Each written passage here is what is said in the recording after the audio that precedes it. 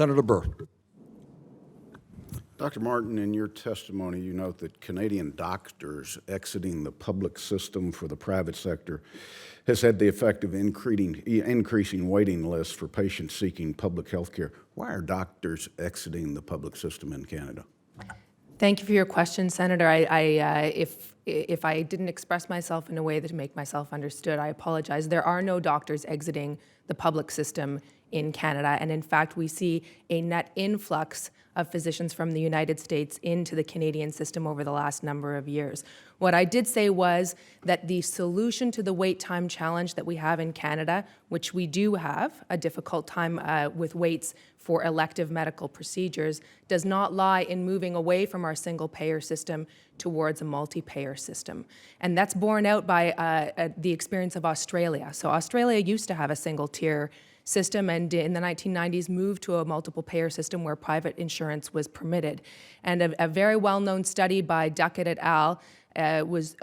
Tracked what took place in terms of wait times in Australia as the multi-payer system was put in place. And what they found was, in those areas of Australia where private insurance was being taken up and utilized, waits in the public system became longer. What do you say to an elected official who goes to Florida and not the Canadian system to have a heart valve replaced? It's actually interesting because, in fact, the people who are the pioneers of that particular surgery, which Premier Williams had, and had the best health outcomes in the world for that surgery, are in Toronto at the Peter Monk Cardiac Centre, just down the street from where I work. So what I say is that sometimes people have a perception. And I believe that actually this is fueled in part by media discourse, that going to where you pay more for something, that necessarily makes it better, but it's not actually borne out by the evidence on outcomes from that cardiac surgery or any other. One would believe the American people prefer their system because they know consciously they pay more. No, I think it's because they judge quality and they judge innovation. Ms. Pipes, in your testimony, you noted that more than 42,000 Canadians come to the United States each year for health care. Why is that? Because they find that they're on a waiting list in Canada for too long a period, and they feel that their health is at stake. So a lot of people in Canada come to the U.S. for MRIs, CT scans.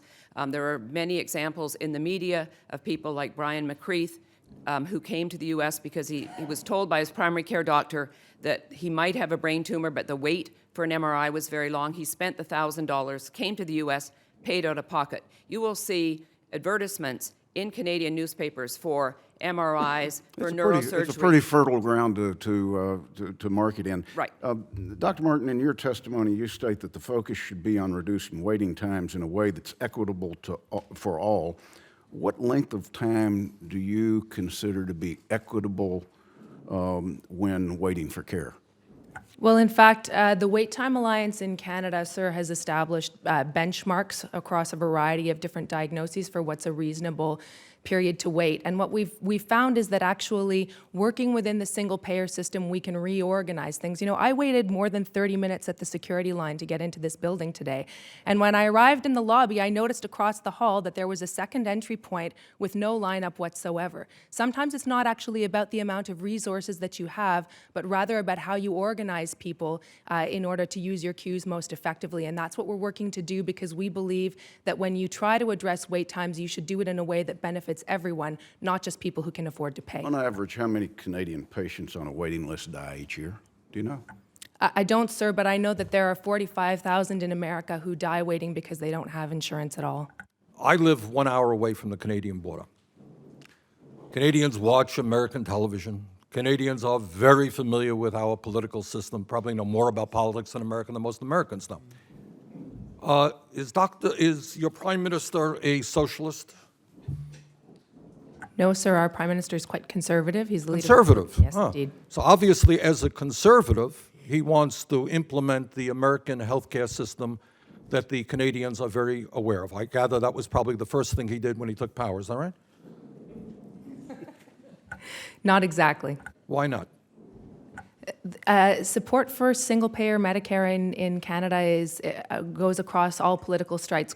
Quite famously, we had the leader of the most right-wing party in a Canadian federal debate on television hold up a sign in the middle of the debate on which he'd written in marker, "No two-tier," as a means of trying to reassure the Canadian public that if elected, he would not dismantle the So in other single-payer words, system. you have a nation bordering on the United States, two nations that are probably as close together in so many respects as any two nations in the world, a conservative prime minister, and yet there is no effort to move to an American healthcare system. I would say to my colleagues, there's not a better example of maybe how people feel about two systems. They know the American system.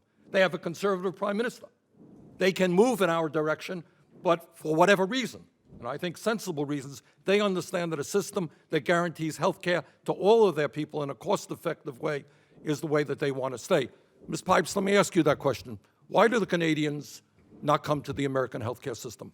Well, as I mentioned in my testimony, about 42,000 Canadians every year come to the U.S. and pay out of pocket for assistance. That wasn't my question. No, I just made that. I wanted to make that point first. Second, the Canadian government and the provinces who administer the Canadian healthcare system, this started in 1974. A lot of people in Canada have no idea of an alternative system. Oh, my goodness. They live an hour away from me in Burlington, Vermont. They watch American television. They read American newspapers. They have no idea of what goes on in the United States of America. That is a little bit hard and for me to also, believe. I would say that Canadian people are very, very nice people. They're not impatient like Americans. My mother said to me, I hope you're not becoming an impatient American. I am an impatient American. Americans do not want to wait. Canadians are Okay. very nice. Well, The I doctor think- says, and then the second. Ms. Pipes, I have a limited time. Yes. I think the answer is pretty clear. The Canadians have seen the American system. They prefer their own.